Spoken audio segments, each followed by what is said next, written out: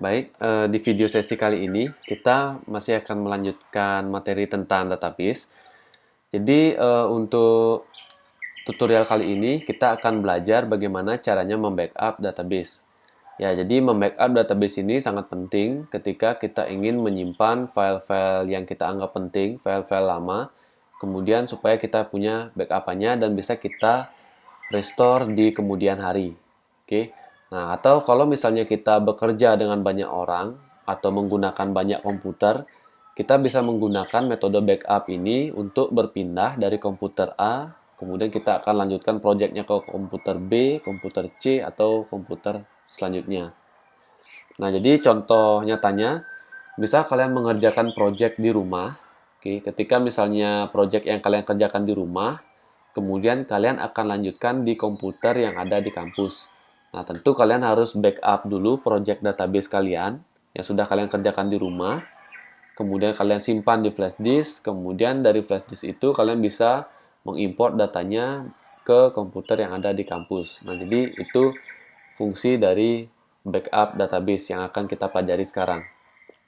Nah, atau kalau misalnya di istilah teknisnya, jadi yang kita pelajari sekarang adalah ekspor dan import database.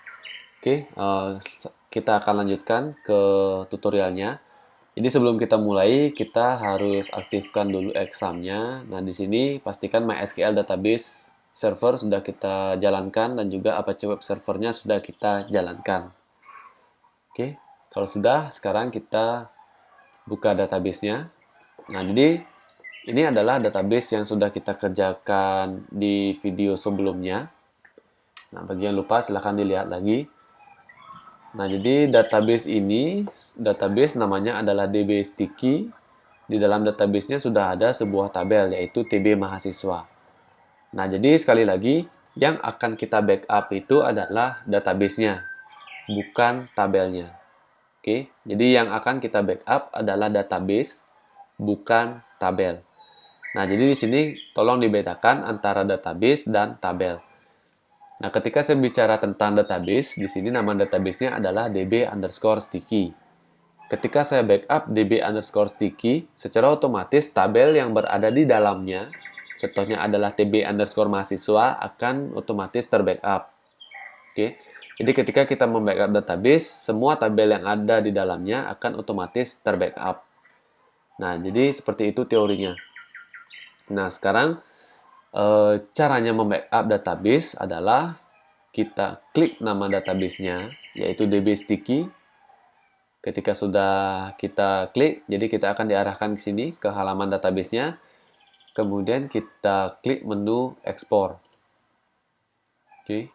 Jadi tidak ada option atau pilihan yang harus kalian ubah di sini. Jadi langsung aja klik tombol kirim. Nah, jadi formatnya yang di-download adalah SQL. Di sini jadi SQL, kita simpan berkasnya. Oke, kita simpan. Nah, jadi setelah proses download selesai, nah di sini ukuran filenya adalah 1,3 KB. Sekarang kita buka di folder. Nah, jadi ini sudah berhasil kita backup databasenya. Ya, jadi ini namanya db_sticky.sql. Ukurannya adalah 1 KB. Oke, nah sekarang ketika kita sudah punya backup-nya, jadi file backup ini boleh kalian simpan dimanapun, di folder apapun, di desktop, di flash disk kalian, atau di hard disk, dan lain-lain, itu bisa. Jadi file backupan database ini tidak harus kalian simpan di dalam folder localhost atau htdocs. Oke, jadi ini adalah file backupan. Nah, sekarang ketika kita sudah punya file backupan ini, kemudian kita ingin melanjutkan project database ini di komputer yang lainnya. Oke, kita akan melanjutkan file ini di komputer yang lainnya. Jadi caranya, nah saya ibaratkan komputer ini adalah komputer lain, bukan komputer yang kita gunakan tadi. Nah, jadi saya akan hapus dulu databasenya. Oke, databasenya db_sticky saya akan hapus karena saya sudah punya backupannya. Oke, db sticky saya hapus. Nah, jadi di sini databasenya sudah hilang. Nah, kita ibaratkan komputer ini adalah komputer baru atau komputer B.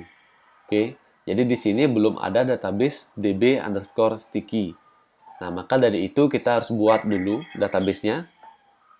Oke, di menu basis data atau menu database.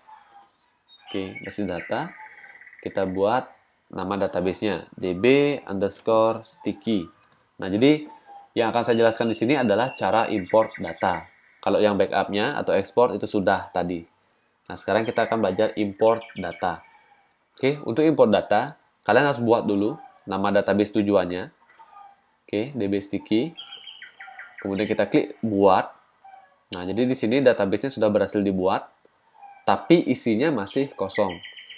Nah, untuk masalah isi, kalian tidak perlu khawatir lagi untuk membuat dari awal karena kita sudah punya backup-nya. Nah, jadi caranya untuk mengisi data ini di komputer yang baru, tinggal kita import datanya. Oke, jadi klik database-nya tadi kita buat, kemudian kita pilih menu import, kemudian kita telusuri, kita pilih filenya. Nah, jadi ini filenya db_sticky, kemudian kita klik buka, kemudian scroll bawah, klik tombol kirim. Nah, jadi di sini sudah berhasil. Oke, import telah selesai. Nah, maka secara otomatis di dalam db_sticky yang baru kita buat tadi, di dalamnya sudah ada TB mahasiswa. Oke, isinya juga sudah ada sesuai dengan file yang sudah kita backup tadi. Nah, jadi seperti itu proses backup atau ekspor dan juga proses import data. Terima kasih.